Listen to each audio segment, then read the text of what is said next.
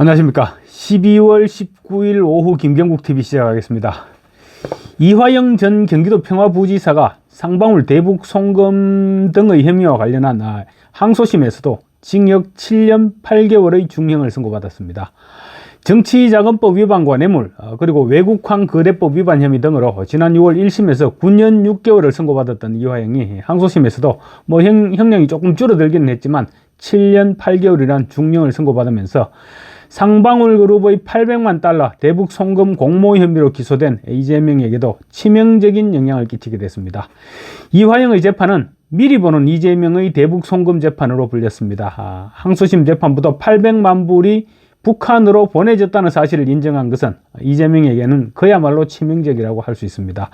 이화영의 항소심 재판부는 공무집행상의 공정과 사회의 신뢰를 해치는 중대한 범죄다, 쌍응하는 엄중한 처벌이 불가피하다라면서 징역 7년 8개월의 중형 선고 이유를 설명했습니다. 재판부는 1심과 마찬가지로 상방울 그룹의 대북 송금이 경기도의 스마트팜 사업비와 당시 경기지사였던 이재명의 방북비였다는 사실을 인정한 것입니다. 재판부는 김성태 전 상방울 그룹 회장과 박용철 부회장이 허위 진술을 할 뚜렷한 이유가 없다, 법정에서의 진술 태도도 1심과 일치한다면서 김성태 전 회장의 진술을 판단의 주요 근거로 삼았습니다. 특히 항소심에서 핵심 쟁점으로 떠올랐던 북한 공작원 리호남의 당시 필리핀 존재 여부에 대해서 재판부는 북한 공작원이라는 신분을 감안할 때 리호남이 공식 초청자 명단에 없었다거나 또 국제대회 참석자 중 리호남을 본 적이 없다, 이렇게 말한 것만으로 김성태 진술의 신빙성이 없다고 볼 수 없다고 판단했다, 이렇게 밝혔습니다. 리호남이 공식 석상에 나타나지는 않았지만 김성태의 말처럼 김성태가 따로 리호남의 호텔로 가서 돈을 전달했다는 사실을 인정한 것이죠. 또 이화영의 진술 조작을 위한 연어술 파티 주장 역시 받아들이지 않았습니다. 검찰청 연어술 파티 회유 논란과 관련해서도 재판부는 상방울 법인카드가 수원지검 인근 식당에서 결제가 됐고 2023년 5월 29일 김성태와 박용철, 이화영 등이 검찰에서 조사를 받은 것은 맞다면서도 그것이 그와 같은 행위가 있었다고 말하는 영상 녹화실 등을 볼 때 실제로 있었는지 상당한 의구심이 든다. 그뿐만 아니라 이화영의 정치인 경력, 연령, 학력 등을 고려할 때 연어나 술 등 제공이 있었다고 진술에 근본적인 영향을 받는다고 그렇게 납득하기는 어렵다, 피고인 측 주장을 받아들이지 않는다고 밝혔습니다. 사실 그때 김성태와 박용철 회장 부회장이 검찰 조사를 받았으면 상방울 직원들이 당연히 그 시간대에 검찰청 주변에 왔다 갔다 했겠죠. 그리고 식사도 했을 것이고요. 그러려면 법인카드를 사용했을 것인데 그런 카드 사용 내역을 가지고 연어를 사서 검찰청에 들어갔다, 이렇게 지금 주장해왔던 것이죠. 이화영 측에서. 그리고 이재명도 이화영과 공모해서 2019년에서 2020년 김성태 전 회장에게 800만 달러를 북한에 대납하게 하고 그 대가로 김성태 전 회장에게 상방울 그룹 대북 사업에 대한 경기도의 지원과 보정을 약속한 혐의로 지난 6월 12일 불구속 기소됐습니다. 그래서 수원지법 형사 11부 신진우 부장판사에게 배정되어 있습니다. 그런데 오늘 항소심 재판부가 800만 불, 그러니까 스마트팜 대북 스마트팜 비용 500만 불, 또 이재명의 방북 비용 300만 불, 이렇게 800만 불의 용도에 대해서 이화영의 항소심 재판부가 용도를 확정하면서 이재명의 재판에서는 이 부분에 대해서는 사실관계를 더 이상 따질 필요가 없어졌습니다. 이미 그 800만 불의 용도가 확정이 됐다는 것이죠. 다만 이제 이화영이 이재명에게 보고를 했는지 그 부분에 대해서만 이재명의 재판에서는 그 부분에 대해서만 심리를 하면 되게 된 것입니다.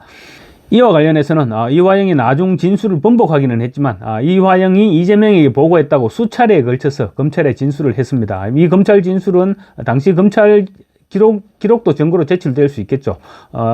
진술을 했을 뿐만 아니라 이화영이 이재명에게 보고하지 않고 진행할 수 있는 일의 성격이 아니죠. 우리가 상식적으로 볼 때. 상식적으로 부지사가 도지사 모르게 800만 불을 북한에 보내고 또 도지사 모르게 도지사의 방북을 추진했다? 아무도 믿지 못할 일이죠.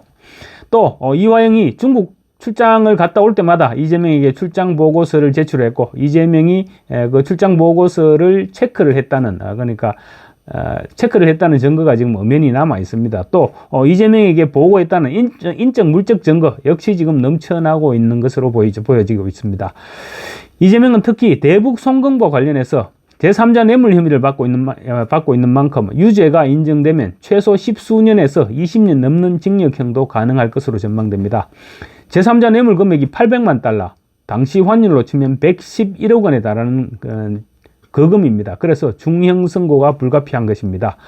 이재명은 그렇지만 최근 재판부인 수원지법 형사심 1부 신진우 부장판사에 대한 법관 기피 신청을 제기해서 지금 재판이 중단된 상태입니다.